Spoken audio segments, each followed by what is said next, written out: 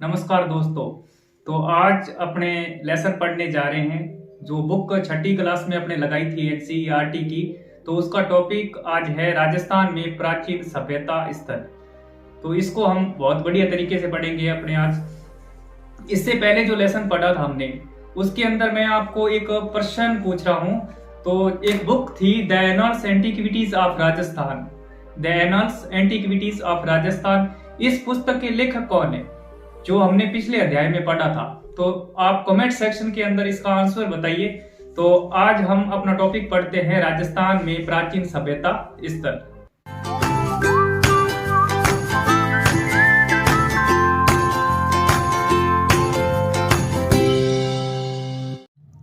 पढ़ना स्टार्ट करते हैं। राजस्थान में प्राचीन सभ्यता स्थल। मानव जब समय के बारे में सोचना छोड़कर दूसरे के बारे में सोचना शुरू करता है तब वह समूह में रहकर कार्य प्रारंभ करता है। इसी से सभ्यता की शुरुआत होती है। समय के साथ सभ्यताएं विकसित होती है, किंतु समय परिवर्तन के साथ कुछ सभ्यताएं नष्ट भी हो जाती है, कुछ नया आकार बना लेती है। राजस्थान में भी ऐसी कई सभ्यता और संस्कृतियों के स्थल मरुस्थल और अरावली में नदियों के किनारे मिट्टी में दबे पड़े हैं। राजस्थान में मानव के प्रारंभिक क्रियाकलाप क्या थे, वे कब से प्रारंभ हुए, इसके लिखित साक्ष्य उपलब्ध नहीं है। जिस काल का लिखित इतिहास उपलब्ध नहीं होता है उसके बारे में उत्खनन से प्राप्त सामग्री के आधार पर ही जाना जा सकता है। यानी कि अगर अपने लिखित साक्ष्य नहीं मिलते हैं तो इतिहास के लिखित साक्ष्य नहीं मिलने पर हम क्या करते हैं? उत्खनन करते हैं। जो भी चीजें उत्खनन के द्वारा हमें प्राप्त होती है फिर हम आइडियाज लगाते हैं कि ये कितनी पुरानी है। ठीक है। उत्खनन से प्राप्त हुए प्राचीनतम साक्ष्यों में आवास स्थल, लकड़ी, अनाज, हड्डी और पत्थरों के अस्त्र शस्त्र और उपकरण प्रमुख है। चूंकि प्राप्त उपकरणों में पत्थर के उपकरणों की संख्या अत्यधिक है, अतः प्रारंभिक युग को प्रस्तर युग कहा गया है। पत्थर युग यानी प्रस्तर युग, पत्थर का युग। तो जो भी चीजें थी पत्थर से चीजें ज्यादा बनती थी, इसलिए इस युग का नाम ही क्या पड़ गया? प्रस्तर युग। प्रस्तर युग में मानव अपनी आवश्यकता पूर्ति के लिए जानवरों का शिकार करता था अथवा जंगलों में कंदमूल एकत्र कर अपना पेट भरता था, अतः उसने कुल्हाड़ी, गंडासा, छुरा जैसे उपकरण बनाए।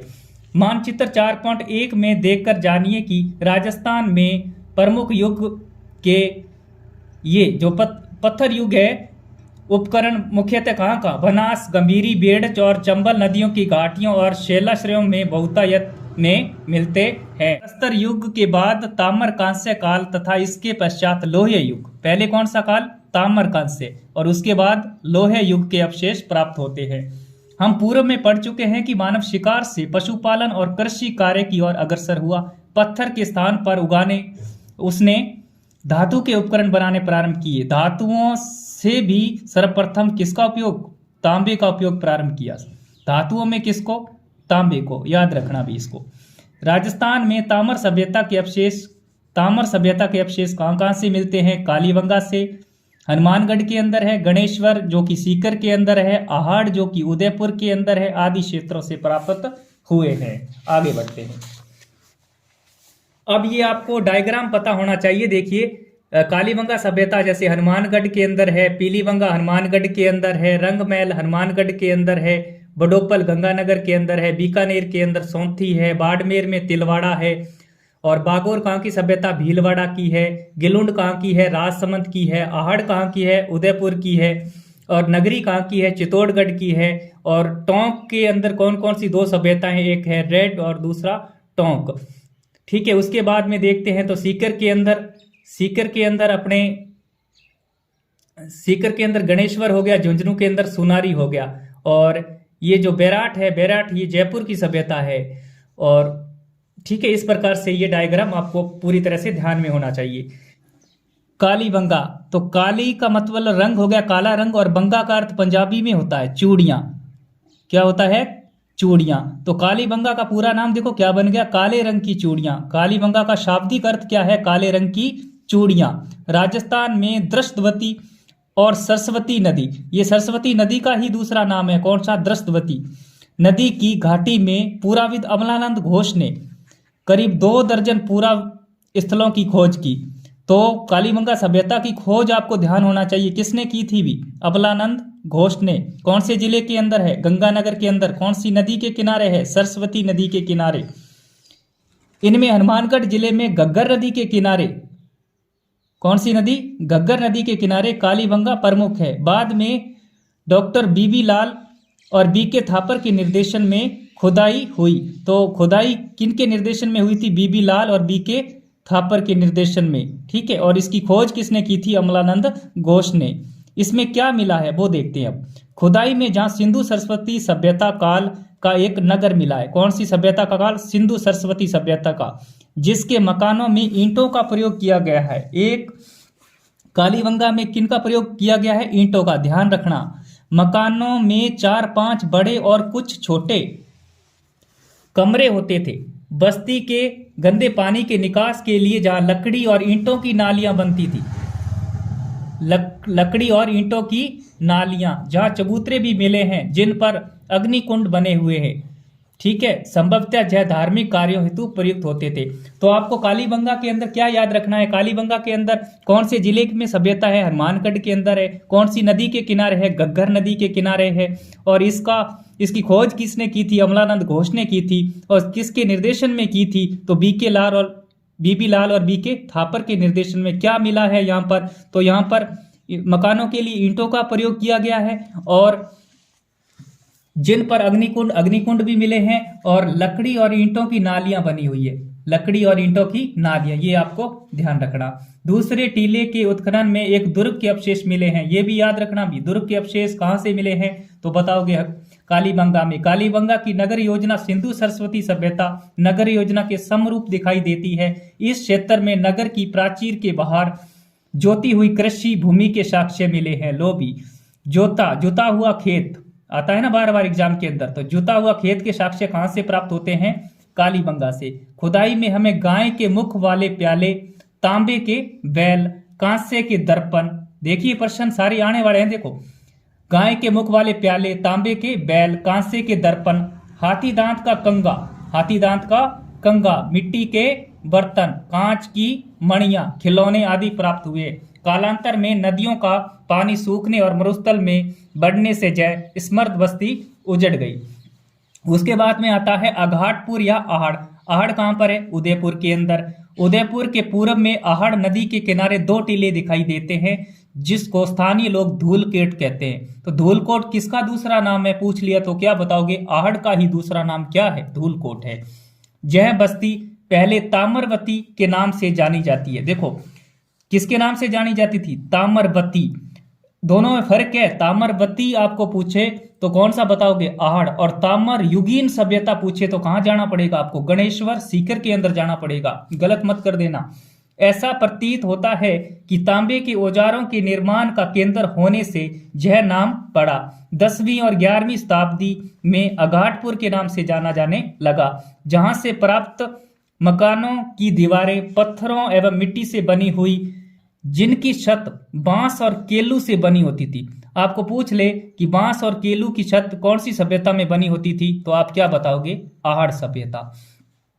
बड़े कमरों के बीच में बांस की परती और मिट्टी चढ़ाकर उसे छोटे छोटे कमरों में विभाजित किया जाता था। मकानों में 4 से 6 चूल्हे, ये भी याद रखना भी, 4 से कितने चूल्हे, 6 चूल्हे मिले हैं, जो संयुक्त परिवार या सामूहिक भोजन विधि के साक्ष्य है।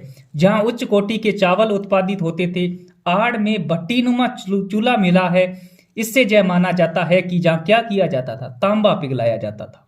भट्टीनुमा चूल्हे से क्या किया जाता था, तांबा पिघलाया जाता था। आहड़वासी बर्तन बनाने की कला में क्या थे, दक्ष थे।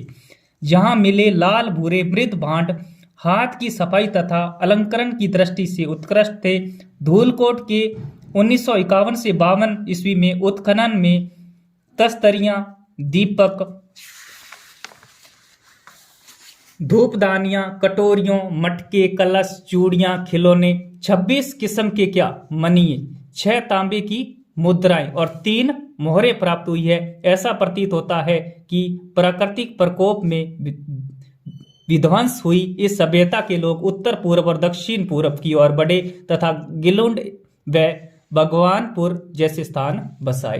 तो आर्य सभ्यता कहाँ पर है जी? उदयपुर के अंदर। उसके बाद में आता है बालाथल। बालाथल भी कहाँ पर है? उदयपुर के अंदर। उदयपुर जिले की बल्लभनगर तहसील के बालाथल में मिली सभ्यता ताम्र पाषाण कालीन आहड़ संस्कृति से संबंधित है। बालाथल भी कौन सी सभ्य संस्कृति है? मिलती जुलती, ताम्र पाषाण से। यहाँ 11 कमरों के एक बड़े भवन एवं दुर्ग जैसे चिन्ह प्राप्त हुए हैं। बालाथल में तांबे के चाकू, कुल्हाड़ी, छैनी, बाण जैसे उपकरण और कर्ण फूल यानी कान का फूल, गले के हार की लटकन आदि आभूषण मिले हैं। ये आभूषण पता होना चाहिए, गले के हार की लटकन, कर्ण फूल, कुल्हाड़ी, ठीक है, तांबे के चाकू, ये सब कहाँ मिले हैं? बालाथल के अंदर। यहाँ के निवासियों में मिश्रित अर्थव्यवस्था प्रचलित थी। कृषि, पशुपालन तथा शिकार तीनों जीविका के साधन थे। बालाथल में लोहे काल के भी अवशेष प्राप्त हुए हैं, जहाँ लोहे गलाने की भट्टियों के चिन्ह मिले हुए हैं। लोहे गलाने की भट्टियों के चिन्ह भी कहाँ से प्राप्त हुए हैं? बालाथल से। बेराट के अतिरिक्त बालाथल ही ऐसा स्थान है जहाँ बुना हुआ वस्त्र प्राप्त हुआ है। इंपॉर्टेंट क्वेश्चन है भी ये, क्योंकि बेराट से भी आप देखोगे तो बुना हुआ वस्त्र मिला है, और एक वस्त्र कहाँ मिला हुआ है? बालाथल के अंदर। उसके बाद में अगली सभ्यता आती है गणेश्वर। गणेश्वर कहाँ पर है? सीकर के अंदर। कहाँ पर है? सीकर के अंदर। सीकर जिले के नीमका थाना तहसील में गणेश्वर एक विशिष्ट संस्कृति के अवशेष मिले हैं। इसे ताम्र संचयी संस्कृति कहा जाता है। ताम्र युगीन जो संस्कृति है गणेश्वर है। यह संस्कृति पूर्वी राजस्थान की गंगा घाटी के क्षेत्र में पल्वित हुई। गणेश्वर में ताम्र उपकरण बहुतायत से मिलते हैं। तांबे के उपकरण हैं, बहुत ज्यादा मिलते हैं। कौन सी सभ्यता में? गणेश्वर में। इसका कारण खेतड़ी ताम्र भंडार की निकटता रही होगी। देखो खेतड़ी में भी क्या है? तांबा ज्यादा है, तो हो सकता है कि जो खेतड़ी है वो नजदीक रही है गणेश्वर के। ताम्र उपकरणों में क्या क्या मिला है? बाण, छेड़ियां, मछली पकड़ने के कांटे। मछलियां पकड़ने का कांटा कहां से मिला? देखो कहां से मिला है? गणेश्वर से। उस्तरे के फलक, अंगूठियां आदि प्रमुख है। ऐसा प्रतीत होता है कि जहां से दोहरी पेचदार शिरा वाली ताम्र पिन्नों को पश्चिमी तथा मध्य एशिया में निर्यात किया जाता था। गणेश्वर में मिट्टी के 2 प्रकार के बर्तन मिले। कितने प्रकार के? 2 प्रकार के। क्या खासियत है उसमें? देखते हैं। हड़प्पा पूर्व संस्कृति के हल्के लाल रंग के पतले बर्तन। कैसा रंग? कैसा था? हल्का लाल। और थे कैसे? पतले बर्तन। उसके बाद में आता है लाल चीकनी मिट्टी विशिष्ट चित्रकारी वाले मजबूत बर्तन। इन बर्तनों में मृतवान, कलश, प्याले, तसले, ढक्कन, हांडी प्रमुख है। आहड़ व गणेश्वर सभ्यताएं ताम्र पाषाण काल की है, किंतु इनके ऊपरी स्तर पर लोहे युग के अवशेष प्राप्त होते हैं। लोहे कालीन इतिहास को जानने के लिए बेराट जयपुर की है, सांबर जयपुर, बागोर, भीलवाड़ा, रेप, टोंक सभ्यता स्थलों के विवरण उल्लेखनीय है। उसके बाद में अगली सभ्यता आती है हमारी बेराट, जहां से काफी क्वेश्चन पूछे गए बार बार। तो है कहाँ की ये सभ्यता? बेराट जयपुर की है। जयपुर जिले में स्थित बेराट कस्बा हर युग में सभ्यता संस्कृति का प्रमुख केंद्र रहा है। इसकी बीजक की पहाड़ी, आपको पूछ ले कि बीजक की पहाड़ी कहां पर है, तो क्या बताओगे? जयपुर में। किसके अंदर आती है? ये भी बेराट के अंदर आती है। भीम डूंगरी, ये भी कहां पर है? ये भी बेराट के अंदर है। पूरा तत्व की दृष्टि से महत्वपूर्ण है। महाभारत में इसका उल्लेख मत्स्य जनपद की राजधानी, आपने पीछे पढ़ लिया है, बेराट। बेराट से क्या बना था? विराटनगर। तो विराटनगर किसकी राजधानी थी? मत्स्य जनपद की। यही बार कह रहा है इस बार भी। मत्स्य जनपद की राजधानी विराटनगर के रूप में हुआ है, जहां पांडवों ने अपने अज्ञातवास के अंतिम दिन व्यतीत किए थे। कहां पर? बेराट के अंदर। बेराट जो सभ्यता उसके अंदर। मौर्य काल में भी यह एक प्रमुख केंद्र था। यहाँ अशोक के 2 स्तंभ लेख, 2 स्तंभ लेख कौन कौन से है? भाबरू और बेराट शिलालेख एवं बौद्ध मठ के अवशेष प्राप्त हुए हैं। अशोक के 2 स्तंभ कौन सी सभ्यता से मिले हैं? बेराट से मिले हैं। जहाँ एक कमरे में 36 चांदी की मुद्राएं मिली है, जिनमें 8 पंचमार्क और 28 भारतीय यूनानी शासकों की है। खुदाई में स्वास्तिक तथा त्रिरत्न चक्कर के चिन्ह युक्त अलंकृत घड़े, दीपक, नाचता हुआ पक्षी, पत्थर की संदूकें, लोहे की कीलें, हाथ से बना हुआ बस्तर। वहां भी आया था, देखो हाथ से बना हुआ बस्तर कहां पर आया था? पीछे अपने पढ़ा था, बालाथल के अंदर। तो एक हाथ से बना हुआ बस्तर बेराट में भी मिला है। उपयुक्त स्थलों के अतिरिक्त राजस्थान में भीलवाड़ा जिले में बागोर। अब ये सभ्यताएं पता होनी चाहिए आपको। राजस्थान में भीलवाड़ा, देखो भीलवाड़ा जिले में कौन सी सभ्यता है? बागोर है। ओजियाना है। दो सभ्यता कहाँ की है? भीलवाड़ा की। जयपुर जिले में कौन सी सभ्यता है? सांबर है और दूसरी जोधपुरा। जोधपुर में मत कर देना, गलत हो जाएगा। कहां पर है? जोधपुरा सभ्यता जयपुर की, और जयपुरा जो सभ्यता है वो जोधपुर के अंदर है। दोनों का उल्टा है। टोंक जिले में स्थित नगर, टोंक में कौन कौन सी? नगर और रेड। चित्तौड़गढ़ में कौन सी है? नगरी। भरतपुर में कौन सी सभ्यता है? नो। जालोर में कौन सी सभ्यता है? भीनमाल। राजसमंद में कौन सी सभ्यता है? पचमता। गिलुंड। ये दोनों कहां की है? राजसमंद की। आदि स्थल पाषाण, तामर पाषाण तथा तामर लोहे काल की संस्कृति को प्रकट करते हैं। तो इस प्रकार से हमने पूरे टॉपिक को आज पढ़ लिया है। अब हम इसके कुछ अभ्यास प्रश्न करते हैं। उत्खनन का मतलब क्या होता है? खुदाई होता है। मृद भांड का मिट्टी के बर्तन। पाषाण का मतलब क्या होता है? पत्थर। ताम्र का मतलब क्या होता है? तांबा होता है। निम्न में से किस जिले में कालीबंगा स्थित है? तो कालीबंगा किस में? जालोर या फिर हनुमानगढ़ में स्थित है, या सीकर में है, या फिर उदयपुर में। उदयपुर में तो कौन सी? आहड़ है। गणेश्वर कहां पर है? सीकर में है। बीनमाल कहां पर है? जालोर में। तो कालीबंगा कहां पर है? हनुमानगढ़ के अंदर। कहां पर है? हनुमानगढ़ के अंदर। अशोक का भाबरू शिलालेख निम्न में से कहां से प्राप्त हुआ है? तो आपने पढ़ा था विराटनगर, तो बेराट से प्राप्त हुआ है। कहां से प्राप्त हुआ है? बेराट से। सीकर जिले में नीम का थाना तहसील में गणेश्वर से, कहां से? गणेश्वर, पढ़ा था ना आपने, गणेश्वर से एक विशिष्ट संस्कृति के अवशेष प्राप्त हुए हैं। पहाड़ बस्ती प्राचीन काल में किस नाम से जानी जाती थी? ताम्रवती के नाम से। ताम्रवती के नाम से जानी जाती थी। और इसी आहड़ का प्राचीन नाम क्या था? क्या नाम था? इसका नाम था धूलकोट। क्या नाम था? धूलकोट। धन्यवाद। तो कल हम पढ़ेंगे हमारा अगला अध्याय, जिस 5 नंबर अध्याय है आजादी से पूर्व सरकार का स्वरूप। कौन सा है टॉपिक? आजादी से पूर्व सरकार का स्वरूप। धन्यवाद।